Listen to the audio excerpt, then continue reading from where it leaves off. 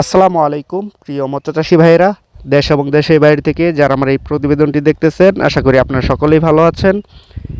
তো আজকের এই ভিডিওতে আলোচনা করব মাত্র 20 শতক পুকুর থেকে কিভাবে 120 মনের অধিক দেশি মাগুর মাছ চাষ করবেন। তো আমার নাম মোহাম্মদ সাইফুল ইসলাম, আমার ঠিকানা ধলা ত্রিশাল ময়মনসিংহ।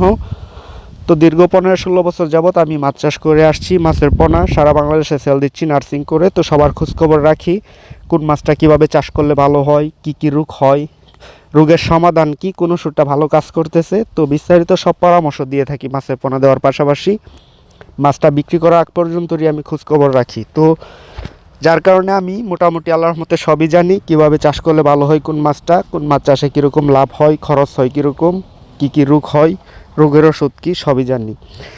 তো তা থেকে আজকের এই ভিডিওতে আলোচনা করতেছি। তো যা বলবো সঠিক তথ্য দেওয়ার চেষ্টা করব, ভিডিওর স্কিপ না করে দেখতে থাকুন। তো বর্তমানে আপনারা জানেন খাবারের যে দাম, সাদা বাংলা মাছ শতকে উৎপাদন হয় কম, তেলাপিয়া উৎপাদন 50-60 কেজি শতকে হলেও তো এরকম রেট পাওয়া যায় না বাজারে খাবারের দামের তুলনায়। কিন্তু শিং মাছ, দেশি মাগুর, এই ক্যাটফিশ জাতীয় মাছগুলো শতকে 10 মনেরও অধিক উৎপাদন হচ্ছে, অ্যাভেলেবেল করাচ্ছি আমরা বর্তমানে। তো খাবারের যে দাম, ওই তুলনায় বাজারে মাছের রেটও ভালো পাওয়া যাচ্ছে। আপনি যদি 5টাই কেজিতে আনেন, 5টা-6টা, তাহলে 300 টাকা কেজি অনায়াসে বিক্রি করা যায় পাইকারি। তো ওই মাছগুলো উৎপাদনে খরচ হয় 150 টাকার মতো 1 কেজিতে। তো ওই মাছগুলো যদি আপনি চাষ করেন, 20 শতক একটা পুকুর যদি হয়, পুকুর শুকাবেন আগে। পুকুরের তলায় যদি শামুক গাছের পাতা থাকে তাহলে অবশ্যই এগুলো ভালো করে বেছে ফেলে দিবেন। পুকুরের চতুর্পাশে গাছ থাকলে অবশ্যই উপরে নেটিং করে দিবেন, যে গাছের পাতা পুকুরে না পড়ে। পুকুরের গভীরতা সর্বনিম্ন 5 ফিট রাখতে হবে, উপরে 10 ফিট হলেও কোনো সমস্যা নেই। আবার পুকুর যদি শুকানো না সম্ভব হয় তাহলেও আপনার চাষ করা সম্ভব।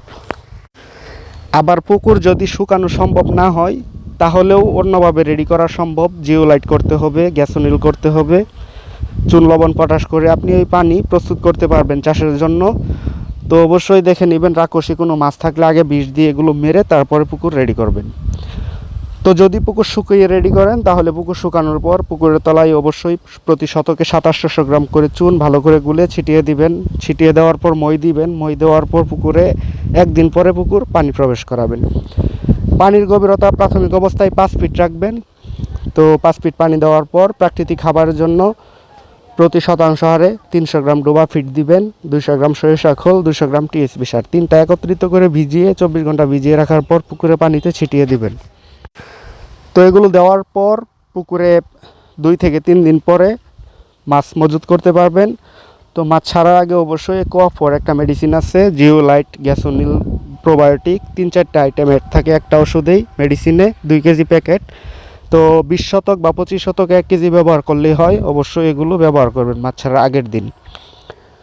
তো যেদিন মাছ ছাড়বেন, মাছ ছাড়ার পরে অক্সিজেন ট্যাবলেট ব্যবহার করতে পারেন বা এনার্জি প্লাস ব্যবহার করবেন, বা ওই দিন দুপুরবেলা জীবাণুনাশক করবেন, মাইক্রোনিল, টিমসেন, প্যাথোনিল যাই দেন, জীবাণুনাশক করবেন। তো রাত থেকে খাবার দেওয়া শুরু করবেন। প্রাথমিক অবস্থায় পাউডার নার্সারি দিতে হয় ছোটো পোনাকে। তো 8-10 দিন পাউডার নার্সারি দিবেন, সন্ধ্যা 7টা-8টার দিকে একবার, আবার সকাল ভোরে একবার। তো 5-7 দিন পাউডার নার্সারি দেওয়ার পাশাপাশি 8 দিনের মাথা থেকে পাউডার নার্সারির সাথে 0.5 ফিটটা বা সমান ফিটটা খাওয়াবেন মিক্স করে পাউডারের সাথে 4-5 দিন। তারপর থেকে পাউডার বাদ দিয়ে শুধু এককভাবে ফিট ব্যবহার করতে পারবেন। আর মাসিক যে পরিচর্যা, পানির যত্নটা নেবেন ভাইরাস রোগবালাই না হওয়ার জন্য। 10 থেকে 12 দিন পর পরই জীবাণুনাশক করে দিবেন। জীবাণুনাশক করা 2 দিন পরে কোয়াফর ব্যবহার করবেন। কোয়াফর দেওয়ার পরের দিনে আবার আপনি প্রোবায়োটিক দিয়ে দিবেন। তো এভাবে যদি 10-12 দিন অন্তর অন্তর ওষুধগুলো নিয়মিত ব্যবহার করেন তাহলে অবশ্যই অনেক ভালো রেজাল্ট পাবেন। রোগবালাই হবে না, আপনার মাছ ভালো থাকবে, সুস্থ থাকবে। তো মাছ বড় হলে খাবার অনেক বেশি পড়ে, খাবার বেশি পড়া মানে তো পানি লুট হয়, সবুজ হয়ে যায়, অনেক ঘন লুট হয়ে যায়। তখন থেকে মাঝে মাঝে পানি চেঞ্জ করতে হয়।